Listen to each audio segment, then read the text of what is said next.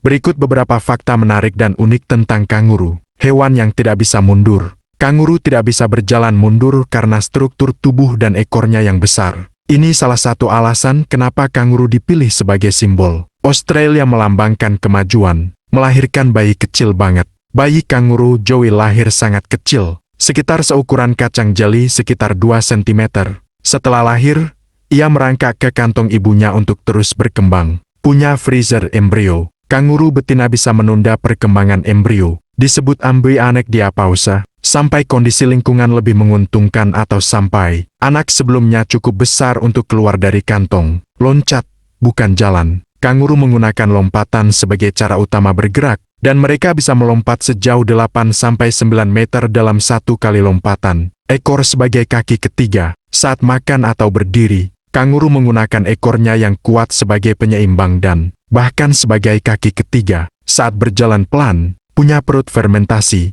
Kanguru punya sistem pencernaan. Mirip sapi, mereka memiliki perut yang bisa memfermentasi makanan untuk menyerap nutrisi lebih efisien. Pukulannya bisa mematikan. Kanguru jantan bertarung untuk memperebutkan betina atau wilayah. Mereka berdiri di ekor dan menendang kuat ke lawan, bahkan bisa melukai serius manusia. Berikut beberapa fakta unik lainnya tentang kanguru yang mungkin belum banyak diketahui. Ada kanguru pohon. Tidak semua kanguru tinggal di padang rumput. Kanguru pohon hidup di hutan hujan Papua dan Australia bagian utara. Mereka memanjat pohon dan punya cakar yang kuat, serta ekor panjang untuk keseimbangan. Kanguru bisa berenang. Meskipun dikenal sebagai pelompat darat yang hebat, kanguru juga perenang yang baik. Mereka menggunakan kaki depan untuk mengayuh dan ekor sebagai kemudi saat berenang. Kantong kanguru menghadap ke atas. Kantong betina menghadap ke atas, bukan ke depan, supaya bayi tidak jatuh saat ibunya meloncat-loncat. Jumlah kaki saat melompat,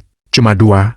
Tapi saat jalan, 3. Saat berjalan pelan, kanguru menggunakan 2 kaki depan dan ekornya secara bersamaan seperti kaki ketiga untuk mendorong tubuh ke depan. Kotorannya berbentuk bulat.